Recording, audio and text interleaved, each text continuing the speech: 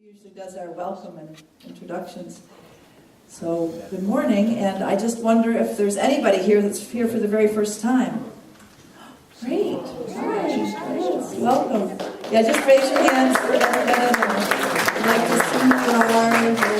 Yes, because during our refreshment hour afterwards, we'd love to talk to you more and get to know you better, so please hang around and we'll talk with you. We are changing our format a little bit. We're not doing the announcements in the beginning, but we're doing them at the time of the offering so we can move right into our sacred time. And this morning, as we bless the children, we have a special honoring that we'd like to do of Patrice. So Patrice, come up, and Francie.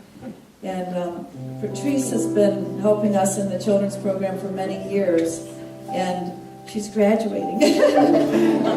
she's going to be working with us in some more of the adult capacities. And so we just want to give her a giant thank you for helping us.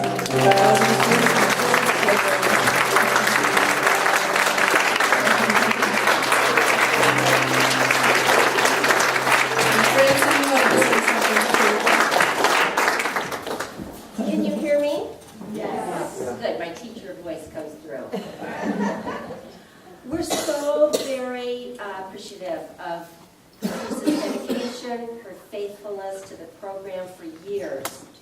How many years have you been doing this, Patrice? 7? 7 years, Sunday after Sunday after Sunday.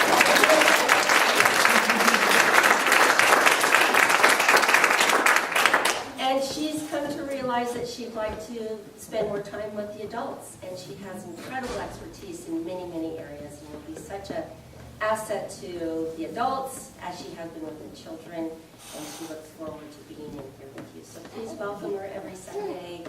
Include her. She's kind of a newbie with the adults. Yeah. Thank you so much, Patrice. Many thanks. Yes. We can't thank you enough for all that faithful service. So would the children come up so that we can sing to them as well as enjoy Patrice here at the front for our last Sunday. This is her last Sunday with the children. Good morning. Want to come stand up by Francie and Patrice? Everybody come up that wants to see So the happy Francie. you're here. Isn't that so neat? We've been doing a unit on Buddhism that we're wrapping up today, and we're moving into Christianity with renewal. And we'll be planting butter beans today so that we can see those little sprouts, just like the sprouts here, as well as the sprouts inside of us that we do all of the time. So, let's see. You are the face of God. I hold you in my heart. You are a part of me. You are the face of God. You are the face of God. I hold you in my heart. You are a part of me. You are the face of God. Let's sing it to them as they go to their Sunday school class. You are the face of God. I hold you in my heart. You are a part of me. You are the face of God.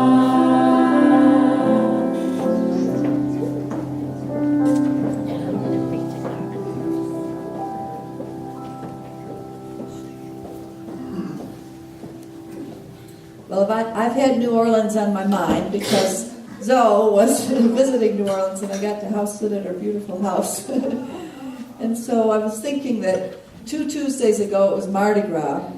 And then 2 Wednesdays ago, it was Ash Wednesday. You know how Fat Tuesday gets followed by Ash Wednesday, which means that now, here on March 8th, we're in the middle of Lent, which ends on Easter Sunday, which this year is April 5th. So just do this for me for a moment. I want you to look at the veins on the back of your hands.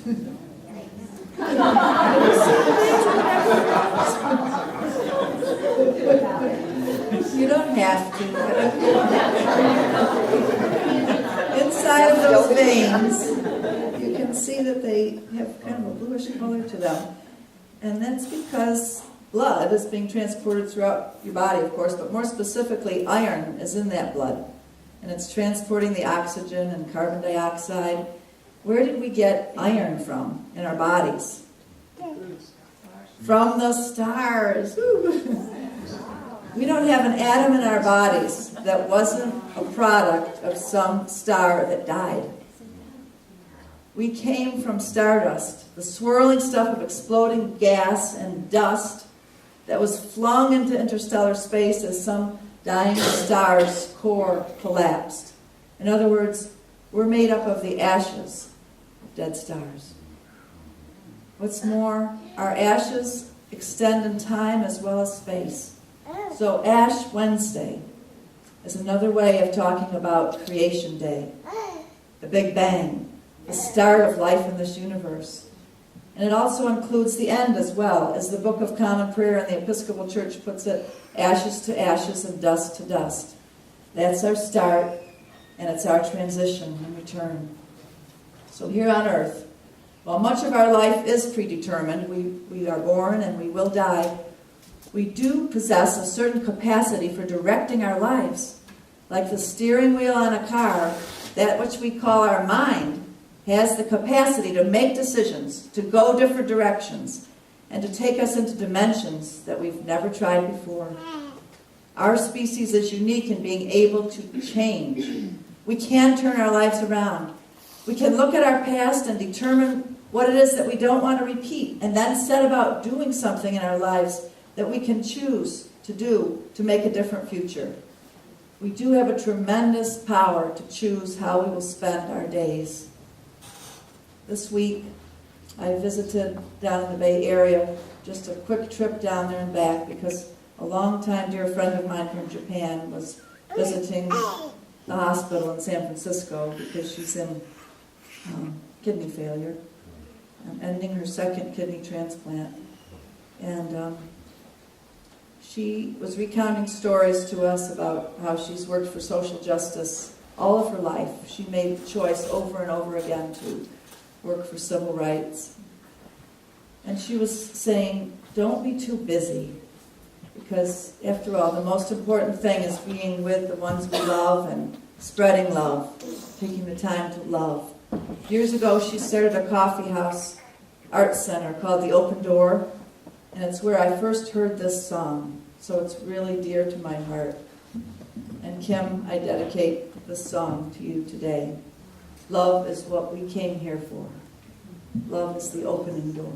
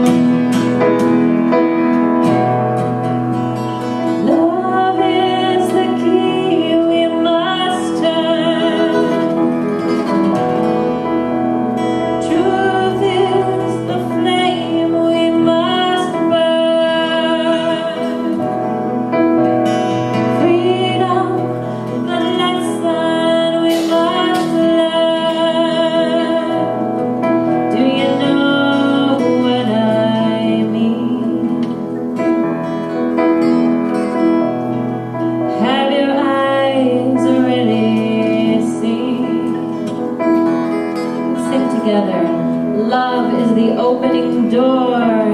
Love is what we came here for. No one could offer you more. Do you know what I mean? Love is the opening door. Love is what we came here for. No one could offer you more. Do you know what I mean? Have your eyes really seen?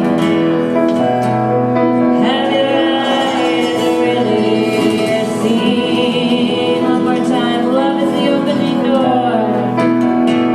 Love is the opening door. Love is what we came here for. No one could offer you more. Do you know what I mean? Ask your neighbor. Do you know what I mean? Do you know what I mean? Have your eyes really seen? Have your eyes really seen? Ask another neighbor. Do you know what I mean? Do you know what I mean?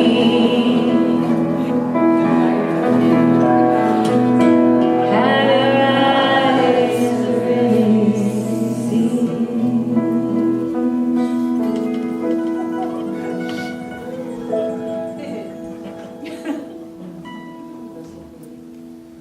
So beautiful. Let's close our eyes for a moment and feel into this spiritual presence and create it together. Our loving Creator, we want our eyes to see you face to face. And it's in ritual times like this Lenten season when we're reminded that we need to slow down to make this happen, to take time for reflection, time to smell the flowers and to read holy words, to reflect, time to examine the habits of our lives that we get so busily carrying out thoughtlessly sometimes. Oh, Spirit, I've learned that I don't function well when I don't have at least 1 hour alone every day. Spirit, I've learned that I don't do well when I don't have at least 1 day alone every week. And Spirit, I know that I need at least 1 week alone every year. Because it's in times when I'm alone that I can tap into you, divine guide. So please help us take time in this Lenten season to recalibrate and re-examine those things that are guiding us and directing our lives. Because with your help, Spirit, we can turn the steering wheel of our body and our spirit and realign ourselves with the high calling of love that you've given to us. So come upon us today, great lover of our souls, our loving Mama, our Abba, Daddy, Father. Bless our time together with a tremendous influx of your love. We come here to step into the flow of love again and again, to shed those weights that do so easily beset us, the sadness of our pain body that can hold us down. We ask for forgiveness and that we could forgive others. That no matter what the circumstances of our lives appear to be, oh God, that we can realign with your powerful vibration of unconditional love. So we're here right now to proclaim our sacred trust and to feel you enfold us in your embrace. We love you, Spirit. Thank you. Come and be with us now. Bless us. Amen.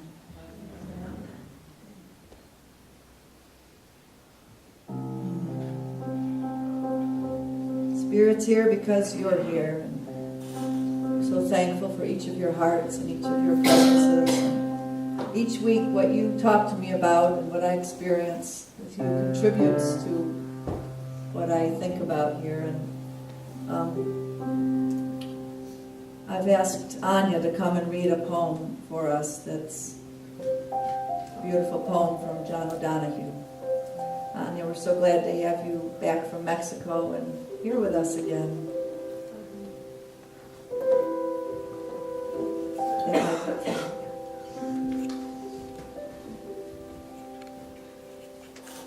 Good morning. It's so beautiful to be welcomed back into the heart and hearth of unity. I've only been here a few days. And Norma, thank you. John O'Donohue, for a new beginning. In out-of-the-way places of the heart, where your thoughts never think to wander, this beginning has been quietly forming, waiting until you were ready to emerge. For a long time it has watched your desire, feeling the emptiness grow inside you, noticing how you willed yourself still unable to leave what you had outgrown. It watched you play with the seduction of safety and the gray promises that sameness whispered, heard the waves of turmoil rise and relent, wondered, would you always live like this? Then the delight, when your courage kindled, and out of you stepped, and you stepped onto a new ground, your eyes young again with energy and dream, a path of plenitude opening before you. Though your destination is not clear, you can trust the promise of this opening. Unfurl yourself into the grace of beginning. This is one with your life's desire. Awaken your spirit to adventure. Hold nothing back. Learn to find ease in risk. Soon you will be home in a new rhythm, for your soul senses the world that awaits you.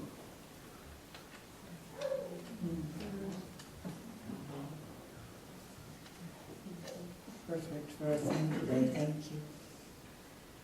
Anya just happened to bring that poem, and it is perfect for our theme today. And the next song is about Shekinah, and that's a Hebrew word. And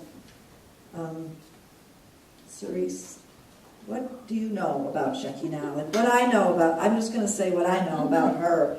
It's a female word for God, and it has to do with, like the poem was saying, the coming of the adventure of the fullness of God's glory. And it's in the feminine naming of God. Shekinah in Hebrew comes from the same word as Mishkan, which means a dwelling place. So Shekinah is the part of God that is within, dwelling in this earth place and in each of us. And she has a feminine ending, the ah ending, Shekinah. So we often think of her as the embodied divine, the one that puts on the garment of this world, of these flowers, of you, of Norma, and walks here. We can feel her and touch her and know her, and she is us. So really be tuning into her as we sing this song about her, asking her to guide us. And let me just tell you the words. So we're going to ask for Shekinah, for the signs of the world, like the way God meets your senses, the signs you get from a bird flying overhead or a call from a friend, the way that this world communicates with your spirit. We're going to ask for guidance from that part of God, and we're going to say, oh, guide me, Shekinah, holiness on your pathway. Let's try that. So it's, oh, guide me, Shekinah, holiness on your pathway. And then we just say, oh, guide me, oh, guide me, oh, guide me, oh, guide me. Oh, guide me, Shekinah, holiness on your pathway. Let's do that again. Oh, guide me, Shekinah, holiness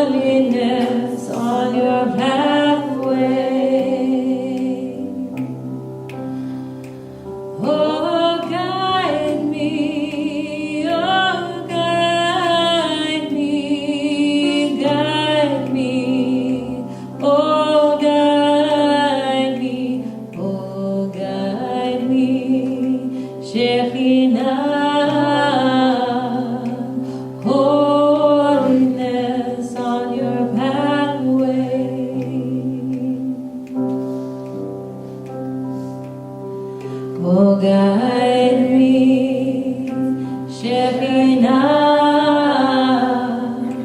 holiness on your pathway. Oh, guide me, Shekinah, holiness on your pathway. Oh, guide me, oh, guide me. Oh, guide me, oh, guide me, guide me, oh, guide me, oh, guide me, Shekinah, holiness on your pathway. Sounds so beautiful. Let's do it one more time. So the word derech in Hebrew is like the pathway, and there is a derech for each of us that's set out. So we're asking for the light to be shined right on that perfect derech, that perfect pathway. Let's sing it one more time. Oh, guide me, Shekinah, holiness on your pathway. Oh, guide me, Shekinah, holiness on your pathway. Oh, guide me, oh, guide me, guide me, oh, guide me, oh, guide me, Shekinah,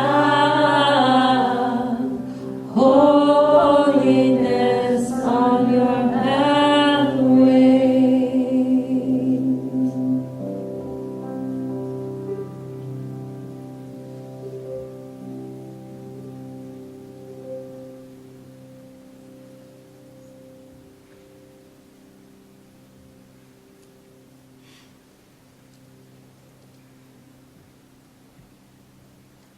Several months ago when I was seeking guidance, it may have been Shekinah who came to me in a dream.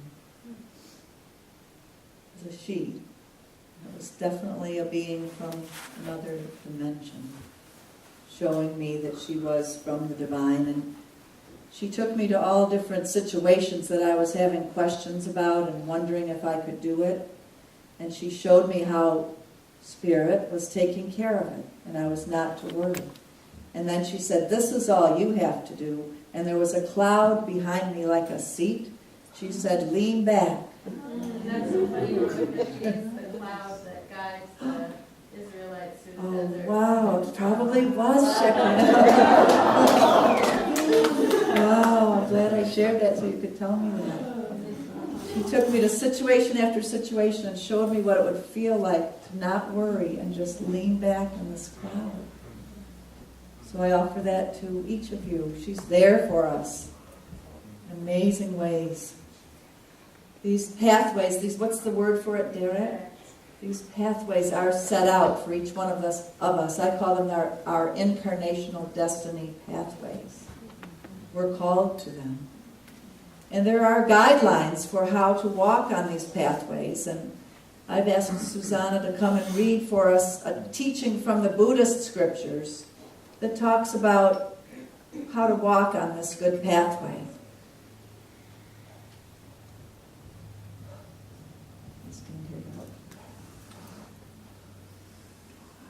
Buddhism teaches that a craving for things outside ourselves causes an unhappy and pointless search for security. Buddhism teaches us to stop following every impulse and to learn restraint. Buddhism underscores the importance of looking at our spiritual life and keeping it in balance with our personal, relational, and professional life. Buddhism says that there are times when we need to regain our balance and be centered so that we can save the things in our lives that are most important to us. But when we stop living by those core values, we can begin to believe and practice that normal rules don't apply to us, which can mean we think only about ourselves.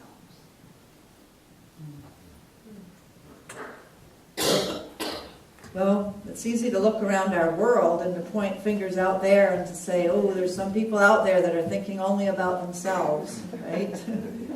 And sometimes those people come into the news even. These words were actually extracted almost verbatim from the mea culpa of a black man leader, Tiger Woods. At his specially called media conference a few years ago, broadcast on almost all the major television networks, he also disclosed for the first time that his mother reared him as a Buddhist, and that he did just fine as long as he adhered to those practices. And that's why he stated those practices first. But he said then, sadly, he veered away, and the tragedy and chaos that surrounded his life ensued. The purpose of the media conference was publicly to confess, to own up to his failure, and to ask for forgiveness. Lent is a time when we're supposed to think about our mistakes that we've made, own up to them, and be telling them to somebody so that we can get lightened up and back in harmony with each other. That's why he was doing it. Let's see now.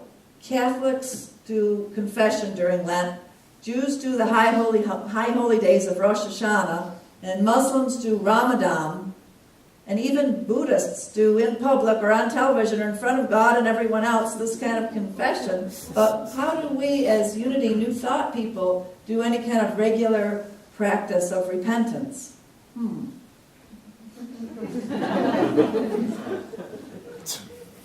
I'm posing this question to all of us because is it possible that in our zeal for our positivism and our Unity New Thought ways of belief that we've thrown another baby out with the bathwater?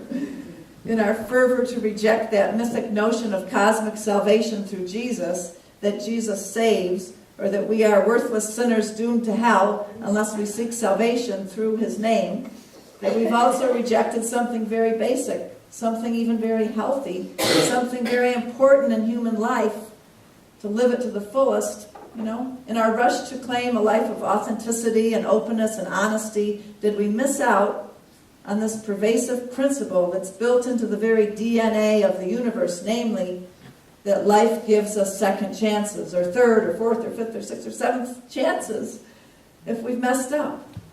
In fact, it's healthy emotionally and relationally and personally to get the load off of us, to confess the load of our mistakes and our failures at least once a year.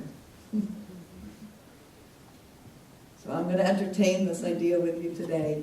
And we're going to sing a song to help us do that. And I call it, Mama, Take This Burden Off of Me. It's like we're praying to Shekinah, the female divine presence. Mama, take this burden off of me. But Cerise tells me the name of the song really is Knocking at the Door. Knocking at the Door. So I'm sure you know this song. And we're going to ask that all those things that we just want to let go, give back to the big mama, let her hold them in her big arms. We'll sing it up to her. Mama, take this burden off of me. I don't need it anymore. Sometimes it's dark, too dark to see. I feel like I'm knocking on heaven's door. And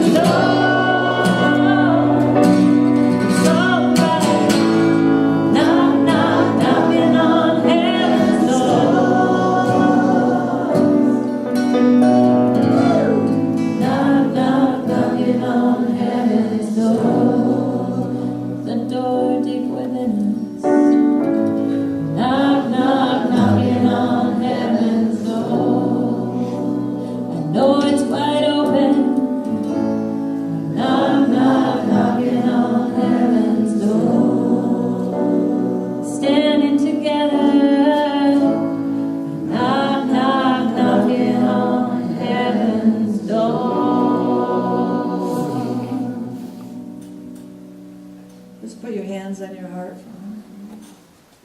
Realize that heaven's door is right there. Mysteriously, somehow, right within us, the door to heaven. You've got access to you, God. Thank you. Thank you for your care.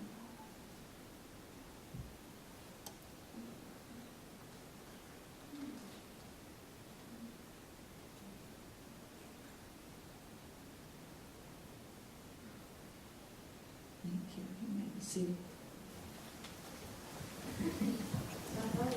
Oh, great singing, you all. It's wonderful. Thank you, sweeties. You know, lots of times we don't draw on the Christian scriptures in our New Thought as much as I try to draw on others. I think that, sometimes we've gotten burned out on our Christian heritage for various reasons. But today I want to read to you from the book of Philippians that is one of my favorite passages from St. Paul. He really had a burden on his heart in a good way, a burden for all of the people that he was going out and speaking to all over the countryside. And so he wrote a lot of letters to them, wonderful letters. And so in this one he says, "My dear brothers and sisters, whatever is true, whatever is noble, whatever is right, whatever is pure, whatever is lovely, whatever is admirable, if anything is excellent or praiseworthy, spend your time thinking about these things." He goes on to say, "Yes, all the things I once thought were so important, like my career and my status, are removed from my life. Compared to the high privilege of knowing Christ consciousness firsthand, everything I once thought I had going for me is insignificant.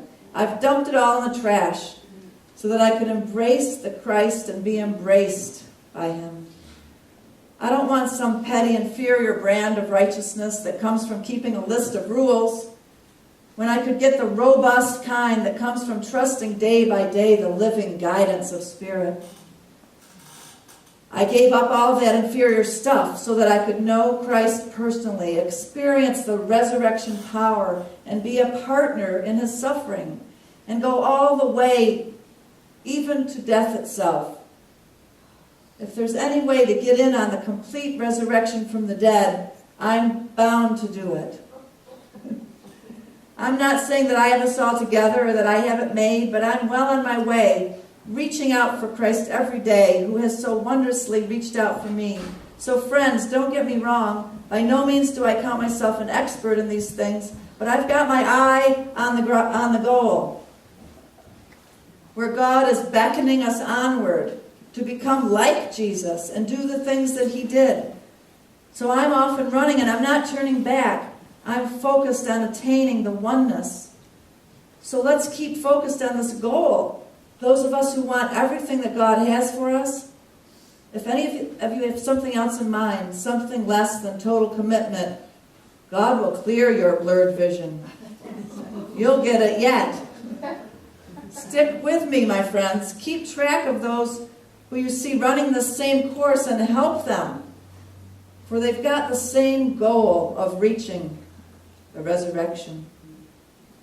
There are many out there taking other paths, choosing other goals, and trying to get you to go along with them. All they want is easy street. But easy street is dead street, dead end street. Those who live there make their bellies their gods, belches their praise. All they can think of is their appetite. It really says this in the Bible. It's a modern translation. But there's far more to life for us. We're citizens of high heaven. Stardust. We're waiting the arrival of the Master, who will transform even our earthly bodies into glorious bodies. He, she will make us beautiful and whole with the same powerful skill by which she is putting everything else in order in the universe. Rejoice in the Lord always, and again I say rejoice, and let your gentleness be evident to all, for God is coming near. Do not be anxious about everything, But in every situation, by prayer and petition and with thanksgiving, present your requests to God, and the peace of God, which passes all understanding, will guard your hearts and minds in the Christ mind. Amen. So thank you for listening to that from Philippians. Do you recognize it, some of you? Yeah. No? Yeah. It's a new translation, so you might not recognize it. It's from the Message Bible. Oh, but I like it because I feel like it's got a great message for us today, to keep our eyes on the prize, our eyes on the goal, no matter what besets us. It's a good message for any time. But here in this Lent time, I just want you to remember back for a minute into your childhood. And I just would love you to raise your hands if any of you grew up observing any Lenten practices in your upbringing. Oh, quite a few of you. And now can I see the hands of those who knew about Lent but never observed it at all? Okay. And now, how many of you really haven't had anything to do with Lent at all and don't know anything about it? Just a few. Okay, that's interesting. There's always a mix of us in a unity congregation because our membership is a combination of folks coming from Christian traditions and other religious traditions and no tradition at all. And that's who we are. And so you can probably already see that our unity faith would have many, many problems with this depiction of what God is and what God wants us to do that's about hellfire and damnation and being sinful and all of that, because our unity theology chafes at the notion of a vengeful God who demands sacrifice. And I think that's why a lot of us are here, because we don't resonate with a vengeful God idea anymore. No hellfire and damnation for us. There's a saying that goes, for unity people, God is too good to damn us, and we're too good for God to damn us.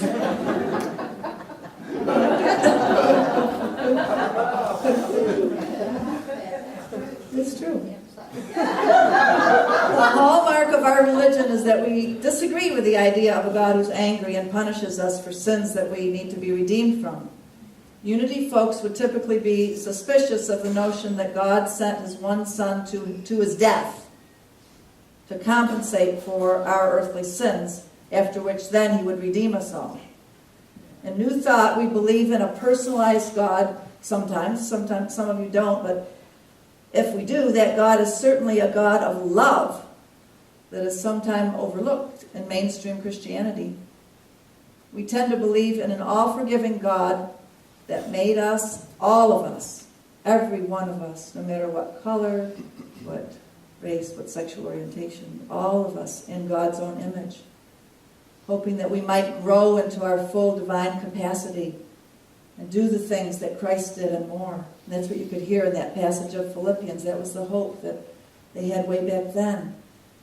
So because we tend to emphasize our innate goodness and our oneness with the divine, we've tended to shy away from things about repentance. You get what I'm saying here? We don't think about it too much in unity because, well, could it be because we don't make mistakes or commit misdeeds? We don't have any need for repentance, right? Do not. So do you think that maybe we New Thought people still do need a special time of year to start over, to apologize, to get it right, to get our lives in sync? So maybe we too could really take on Lent and examine our self-importance and make room for a higher calling to come to us. Sometimes, though, when we press on towards this higher calling, glory, heading on toward glory land, we've got to wade in deep waters to get there. And this week, just yesterday, maybe some of you watched it on TV or on the internet, but it was the 50th anniversary of the march in Selma, Alabama, called Bloody Sunday. Those were pretty deep waters that our people had to wade through to get on through to glory land. And we're going to sing right now, Wade in the Water. And I'm going to talk to you a little bit more about this. Wade in the water.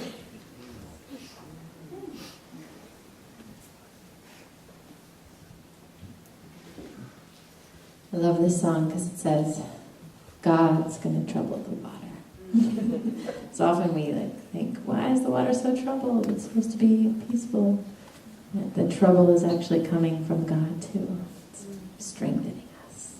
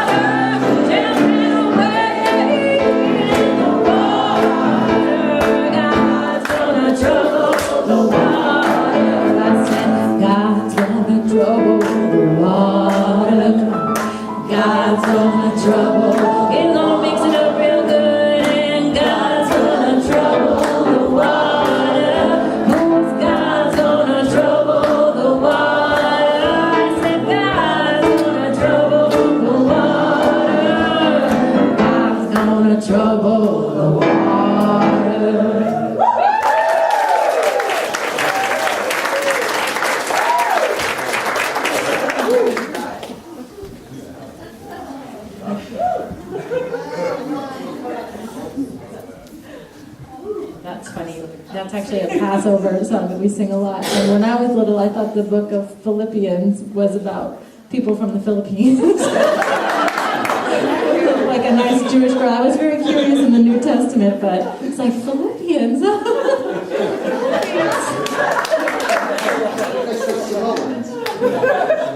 It's not going far and wide, but I don't know if you're going that far.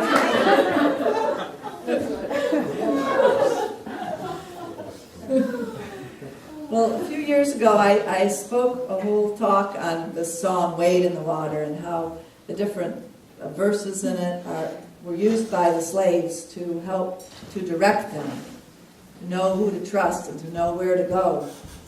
And in that passage in Philippians, you can hear Paul saying that to the people, like, look around you and see who the people are that are doing things these ways, and know that they've got their eyes on the same goal, the same prize, and help one another. So we're a nation founded on liberty and justice for all. And we've had some pretty high mountains to cross and some pretty wildly raging rivers to get across. Reminded me of that other song from the 70s, there ain't no mountain high enough, ain't no river wide enough to keep me from you. Well, there's been some pretty high mountains and pretty wide rivers, and they haven't kept us from that eye on the prize. And this past day, yesterday, was a day when President Obama so eloquently stated that we can honor the heroes amongst us who crossed that bridge in Selma, because they had a high calling, And they made room in their lives to be there and walk across that dangerous bridge. And you know, if you think back to those days back then, I'm sure they didn't wake up that morning and think to themselves, I'm going to walk across this bridge and get beaten up, stomped on by horses and tear gas. They didn't wake up thinking that. They woke up thinking, I've got a high calling. I've got a message that I've got to be true to, that in my heart is calling me to be with everyone else there and to link arms and to walk across that bridge, because black people need the right to vote. Yesterday, a black president could stand on that bridge in Selma, Alabama, and give an amazing speech of liberation. We've come a long ways, my sisters and brothers, a long ways towards glory. And when I listened to that magnificent song on YouTube, Glory, that won the Academy Award this year from the movie Selma, it brought tears to my eyes, as it did to many people in that audience. Because it's been a long, difficult road fraught with so much pain and sacrifice and much discipline of the heart and the mind. And that's what it takes when we hear a high calling, to keep walking towards freedom, freedom from oppression. It takes sometimes going through some hard things. And like it said in Philippians, the easy road is the dead road. So I quote directly from Obama. It was just so inspiring to hear him say that what they did here will reverberate through the ages, not because the change they won was preordained, not because their victory was complete, but because they proved that nonviolent change is possible, that love and hope can conquer hate. That's what they did, didn't they? He said, as we commemorate their achievement, we are all well served to remember that at the time of the marches, many in power condemned rather than praised them. Back then, they were called communists, half-breeds, outside agitators, sexual and moral degenerates, and worse. They were called everything but the name their mama gave them. Their faith was questioned, their lives were threatened, their patriotism challenged. And yet, what could be more American than what happened in this place? What could be more profoundly vindicating the idea of America than plain and humble people, unsung, downtrodden, dreamers, not of high station, not born to wealth or privilege, not of one religious tradition, but of many, coming together to shape their country's course. Do you hear in this the message of the high calling that's been ringing through all the ages? It's the idea, Obama said, held by generations of citizens who believe that America is a constant work in progress, who believe that loving this country requires more than singing its praises or avoiding its uncomfortable truths. It requires the occasional disruption. God is disturbing the waters. It requires the willingness to speak out for what is right and to shake up the status quo. That's America, said Obama. And then he concluded his speech with words from the prophet Isaiah, which I want to highlight because they've always been my favorite verses in the whole Bible. And it says, he said, those who hope in the Lord shall renew their strength. They will mount up on wings like eagles. They will run and not grow weary. They will walk and not faint. His voice rose in a fervor as he admonished us further. He said, we honor those who walked here so that we can run.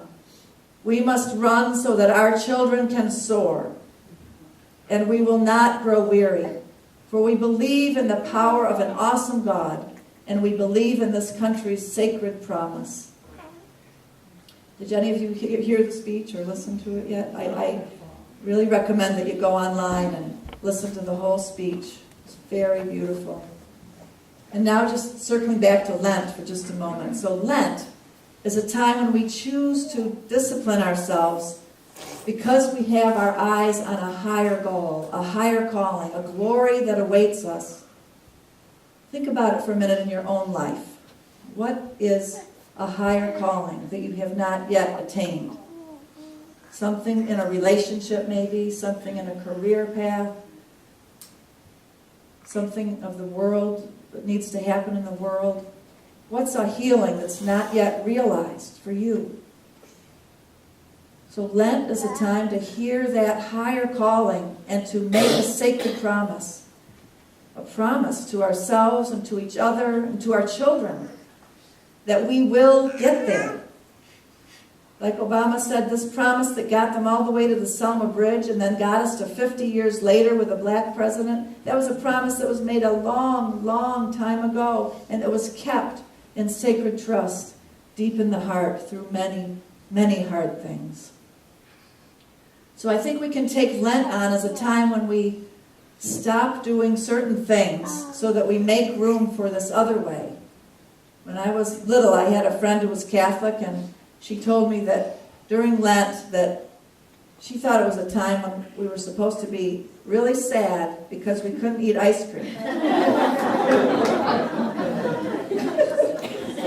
can see how that's a kid's interpretation of it, But rather than being sad about things that we're getting rid of or letting go of during Lent, I think we should emphasize that what we're doing is we're just examining how we're spending our energy so that we can make room for new things, like that John O'Donohue poem said. We're being called to some great adventures, and we need to stop certain activities and ways of thinking so that we can be available to align with this higher calling.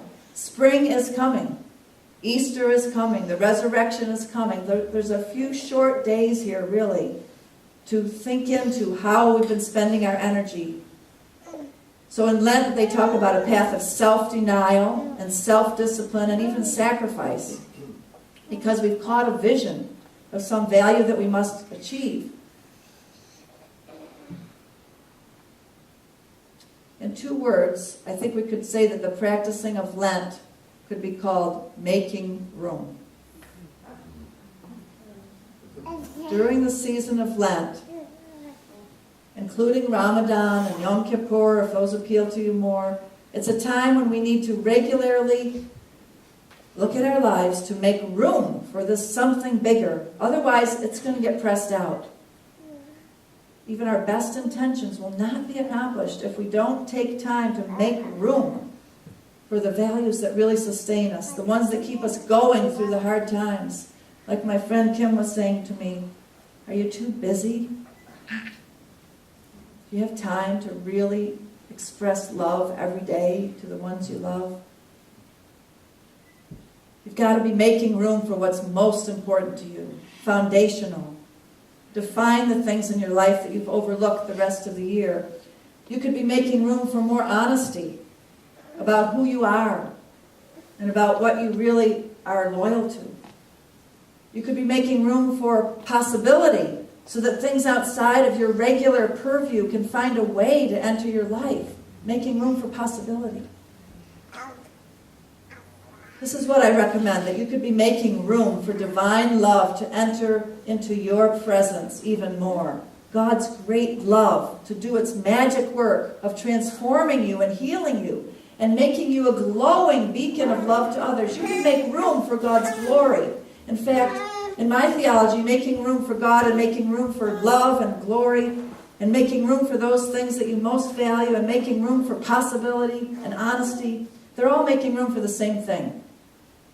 You're making room for all this conglomerate of things which seem like they could be separate, but they're really the same. It isn't really your job to figure out what you're making room for, okay?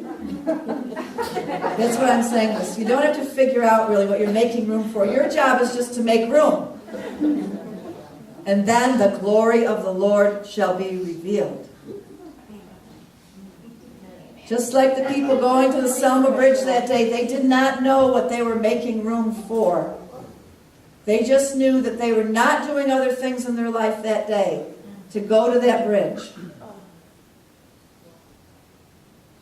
There's no particular reason for us to do this room making just during Lent, you know.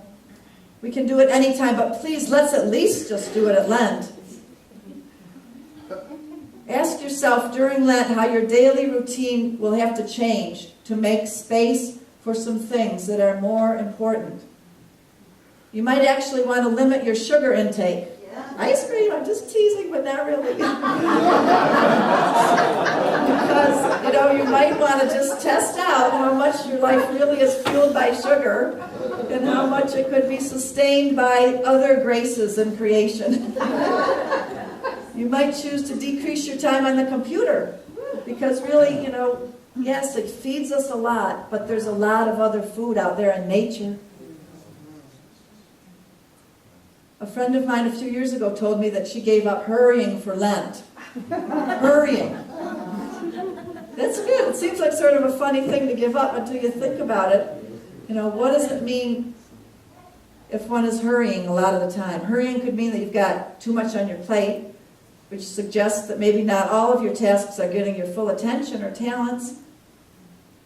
Or maybe you've taken on too much because you've got to prove yourself to somebody, or because you don't believe that others can do the things that you can do. You might not be sure of who you are, and come to think of it, if you aren't full of activity, you may be insecure feeling. So there's lots of reasons that we get too busy, But giving up hurrying could make room for concentration, for fuller, richer relationships, for a deeper understanding of your own value. You could make room for something holy that you never knew you were. Which brings me to an important point about making room. It takes courage. It takes courage to make room. It's very possible, in fact, almost certain, that the notion of making room would come with some apprehension, because what will fill the space that you make? What if it's fear, or crippling insecurity, or self-doubt, or rage, or memories that you don't want to face, or reality that you don't want to look at? What if your life hasn't been or isn't all that good or all that real, and you've been covering it up with pain and busyness and sweets and drugs and alcohol and controlling, whatever it is? It's a very real possibility that as we make room, this could happen. In fact, it's likely to happen. So if there's something that you need to face, then making room in your life will cause you to face it. Maybe that's why we've done away with Lent. I don't know. But I'm asking you during this Lent to be patient and brave and ask for help if you need to. You don't need to face anything all by yourself, and you don't need to face it all at once. But imagine your life free of this thing that you don't want to face. That's what making room does. You make room to examine and interact even with the things that you hate about your life in order to transform them into something better. You don't have to do it all alone, okay? Because the world's religious traditions of thousands of years have said that when you're doing this clarifying work bravely and steadfastly, you are going to be met halfway by God's grace. Remember that cloud? Remember that cloud behind me? That Shekinah? God is always finding ways to say to us, we're here for you. And we are here for you. We look around this room. We're in this great undertaking together. The people on the Selma Bridge that day, they were walking 2 by 2, arms linked with each other. That's why we come here every week, to link arms, to get comfort from seeing one another on this same journey. We don't want to be those people always running through the woods being stalked by something that never, that is always trying to get us and that never leaves us alone. We don't want our lives to be like a race car driver where the things that we love are just falling by the wayside. The more we run, the more that unseen something in the woods can chase us and get us. Because that unseen something is just our own fear. So Lent stops us in our tracks and has us turn around and face into that fear and take a deep breath and pause and wait on the Lord and see what happens. Just observe. And you might just find yourself soaring on eagle's wings to heights that you never could have imagined. So go ahead, during this Lenten season, make room to step out into the unknown of your life a little bit. Get yourself ready to embark on the biggest spiritual adventure yet.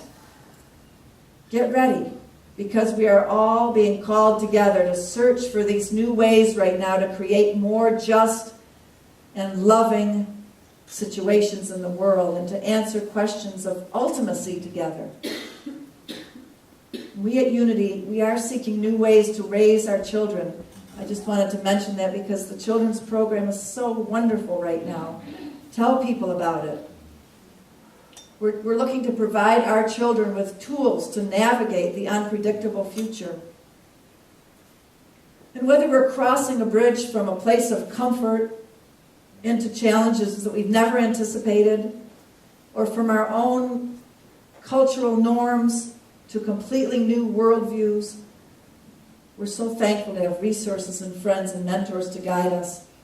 And that's another boundary we want to cross together this year. Is we want to go to Mexico, to Huichol territory, and to take our resources and help to the people there to set up their land that they've bought there with permaculture and with solar help and gray water.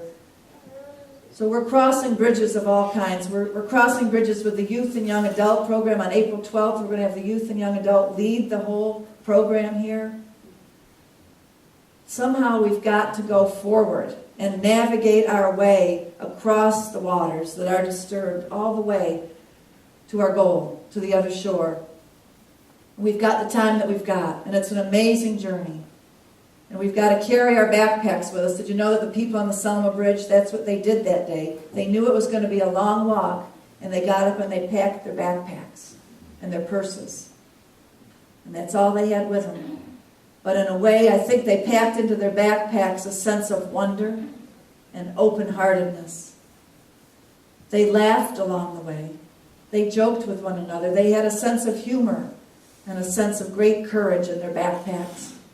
And maybe they had a compass in there that was compassion, even for the ones who were beating them.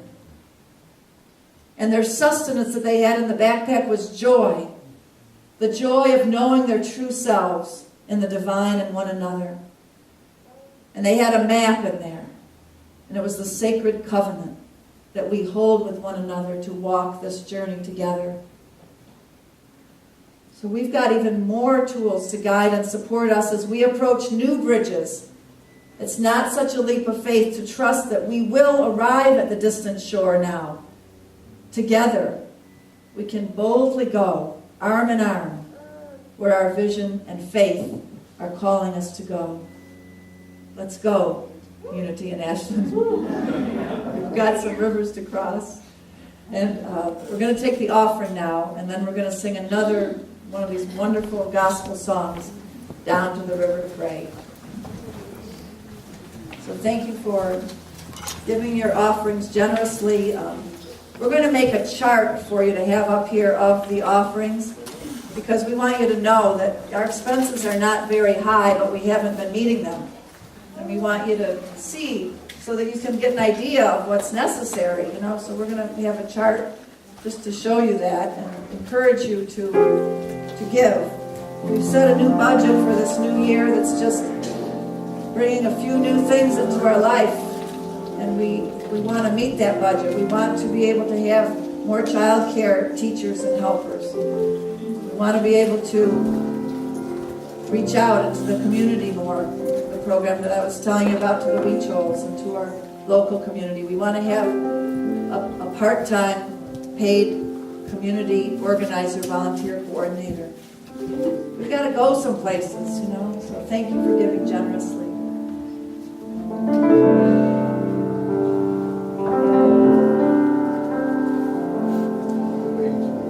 And this next song, when you think about where we've got to go and what we've got to do, the place we've got to go first, really, is to prayer. It all comes out of that. That's what all of the things that we do, that Spirit is guiding us to do, come out and get strengthened by. So we invite you to come to prayer. We have a fabulous prayer meeting at 5 o'clock on Mondays. We have another Buddhist meditation prayer time. Powerful times together on Friday at 1:30. We have a couple of other announcements to give right now too. So, Alan, there's something great happening for the men in our community. Yeah, thank you.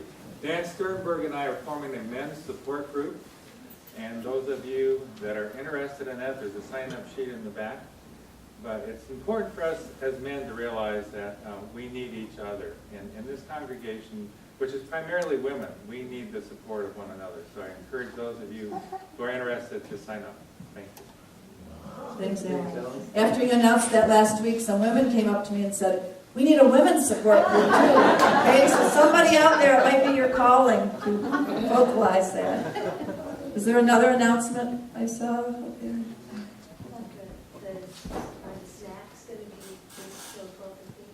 Yeah, we need to go back there and really partake of the snacks because the people that provide them need to start packing them up at 12:15 and be out by 12:30. So enjoy them. And let's bless our offering now and then go into our final song. So we rub our hands together and feel the truth of this energy that lies within us. And we say, divine love through me blesses and multiplies all that I am, all that I have, all that I give, and all that I receive. Thank you, Spirit. So it is. So let's stand up and get into our big circle.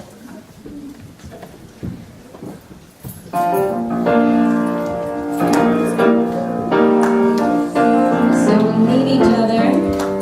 You know how your friend likes to pray. Maybe he likes to go for a walk in Lithia Park. And that's the sacred prayer. Maybe needs to get to Unity Church and make some prayers here. Maybe he needs a cup of tea and a little conversation. And that can be your prayer too. But whatever your prayer is, we take each other to the river, to the prayer, to the sacred time out of time. Good for you.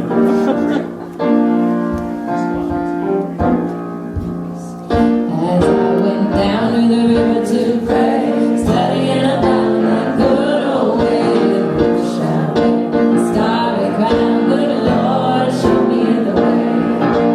Oh, sisters, let's go down to run on down. Oh, sisters, let's go down to the river to pray. As I went down to the river to pray, studying about that good old way, and the bush I wear, the foaming ground, good Lord, show me the way. Oh, brothers, let's go down to run on down. Oh, brothers, let's go down in the river to pray. As I went down in the river to pray, studying about that good old way, the bush I wear, the starry crown, good Lord, show me the way. Oh, brothers, let's go down to run on down. Oh, brothers, let's go down in the river to pray. Oh, sisters, let's go down to run on down. Oh, sister, let's go down to the river to pray. I said down in the river to pray. Down in the river to That so we pray. can see you. Teach us a little bit better. Turn the mic up a little bit. This is a song that's kind of familiar to us, but we don't quite have all the words. So I'm just asking Cerise to come out and slow it down and teach it to us one more time so we can really feel it and sing it together. So in the song, they're walking down to the river holding hands, and we're saying, oh, sisters, let's go down. Let's go down. Don't you want to come down? Oh, sisters, let's go down. Down to the water, down to the river to pray. And we change it, sisters, brothers, mothers, fathers. children, What's aunts that and part about the uncles. starry crown? Oh, yeah. She says, as I go down to the river to pray, studying about the good old way, who shall wear the starry crown? Good Lord, show me the way, show me the way. As I went down to the river to pray, studying about that good old way, who shall wear the starry crown? Good Lord, show me the way. Oh, sisters, let's go down to come down. Oh, sisters, let's go down to the river to pray. As I went down to the river to pray, studying about that good old way, and who shall wear the starry crown? The Lord, show me the way. Oh, brothers, let's go down. Do you wanna come down? Oh, brothers, let's go down in the river to pray. Down in the river to pray. Down in the river to pray. Out in Lithia Park to pray. Here in Unity Church to pray. Over a cup of tea to pray. Just take some time